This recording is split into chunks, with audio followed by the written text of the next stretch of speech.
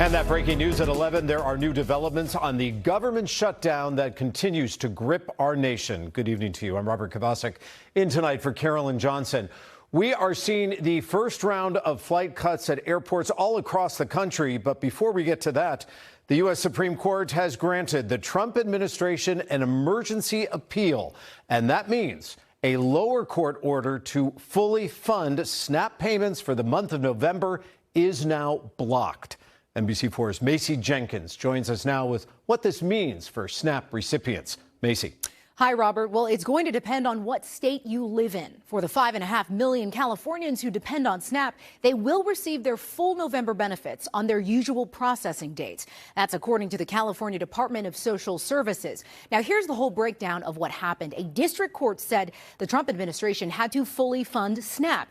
Well, the administration appealed it, and the appeals court said they would not pause the ruling. And now the Supreme Court has said they will pause it and give the appeals court time to consider Trump's argument.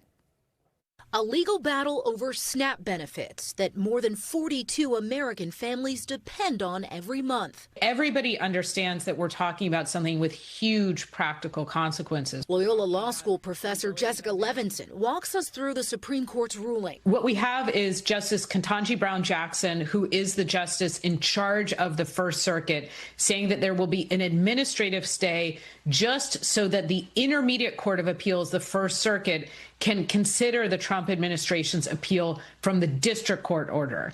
Levinson believes the Court of Appeals will likely make a decision in the next few days. The Trump administration has argued that if they are forced to fully fund the SNAP program, then they have to raid another fund that they don't want to. Now, some reports indicate that some people have received full funding because the Trump administration was beginning to comply with Thursday's district court judge's order to fully fund SNAP by today. But many around the country are still waiting on their EBT cards to be reloaded, including Juan Osorio of Orange County. They just told me to keep on calling and see what's going on. The California Social Services Department says the state has already started to send out benefits to the 5.5 million Californians in the program. And those who typically receive funds between the 8th and the 10th should receive them as scheduled. My parents always told me, like, in life, there's always low and there's always highs. And I guess right now, the situation I'm in, it's my lowest, but I move forward. Levinson explains it all really comes down to this.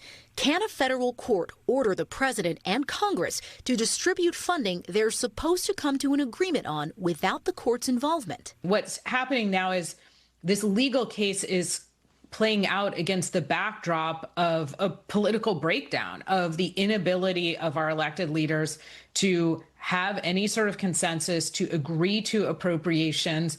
Who has the power? Who has the power to say the SNAP program must be funded? Congress controls the power of the purse. Congress has not appropriated funds for the next budget cycle, and that's why we're having this conversation.